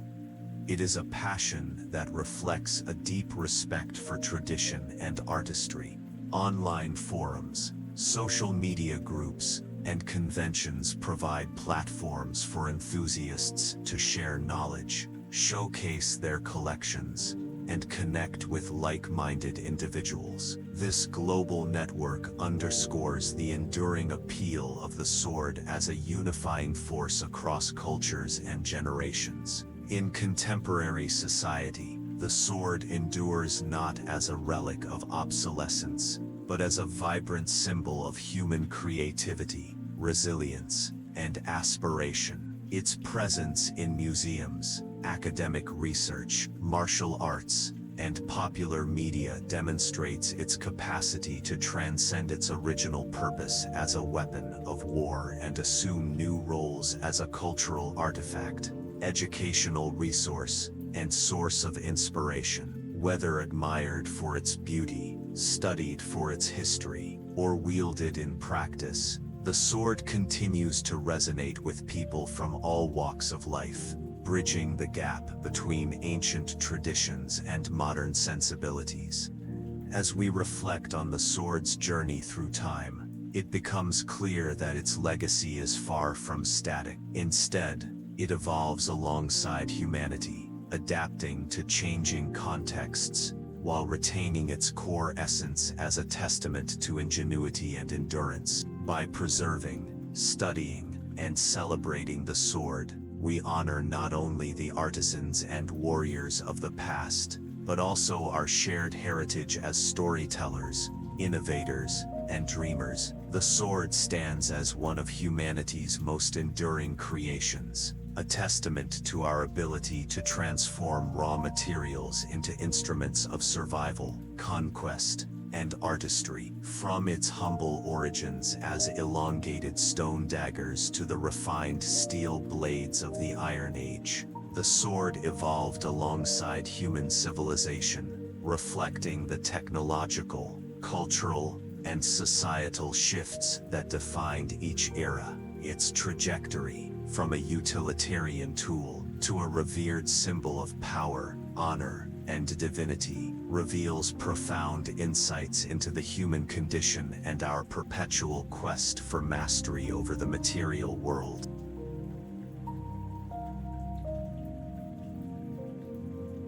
One of the most striking themes in the history of the sword is its dual nature as both a practical object and a cultural artifact. On the battlefield, it was a weapon designed for efficiency and lethality, shaped by the demands of warfare and the innovations of metallurgy. Yet beyond its functional role, the sword became a canvas for artistic expression and a vessel for mythological significance. Whether inscribed with runes, adorned with precious metals, or forged through rituals imbued with spiritual meaning, the sword transcended its physical form to embody ideals of heroism, justice, and cosmic order. This duality underscores the human tendency to imbue objects with layers of meaning, transforming tools into symbols that resonate across generations. Another recurring theme is the interplay between innovation and tradition. As metallurgical techniques advanced, swordsmiths continually pushed the boundaries of what was possible, experimenting with alloys, forging methods, and blade geometries to create ever more effective weapons. Yet even as they embraced new technologies, they remained deeply rooted in the traditions of their craft, passing down knowledge through apprenticeships and preserving regional styles that reflected local identities. This balance between progress and heritage speaks to the resilience of human culture, which adapts to change while honoring its roots. The decline of the sword as a primary weapon of war marks yet another pivotal moment in its history. With the advent of firearms, the sword lost its dominance on the battlefield, relegated to ceremonial roles or niche applications. However, rather than fading into obscurity, it found new life as a cherished relic of the past. Museums, scholars, martial artists, and creators in popular media have ensured that the sword remains relevant, celebrating its craftsmanship and symbolism in ways that keep its legacy alive. This resurgence highlights the adaptability of cultural icons, demonstrating how objects can evolve in meaning and purpose as societies themselves transform. Looking ahead, the The future of the sword lies not in its utility but in its enduring capacity to inspire. In an age dominated by technology, where conflicts are waged with drones and cyber attacks, the sword serves as a reminder of the tactile, human dimension of combat and creation. It invites us to reflect on the values we associate with strength, courage, and honor, challenging us to consider how these ideals manifest in contemporary contexts, whether through the preservation of historical artifacts, the revival of traditional martial arts, or the imaginative reinterpretations of swords in fiction and film. The sword continues to spark dialogue about who we are and what we value. Ultimately, the story of the sword is a microcosm of human history itself, a narrative of invention, adaptation, and reinvention. It reminds us that even as tools and technologies change, the essence of humanity remains constant. Our drive to create, our desire to understand, and our need to find meaning in the world around us. As long as there are those who marvel at the beauty of a finely crafted blade or ponder the legends of heroes who wielded them, the sword will endure not merely as an object of the past, but as a living symbol of our shared journey through time.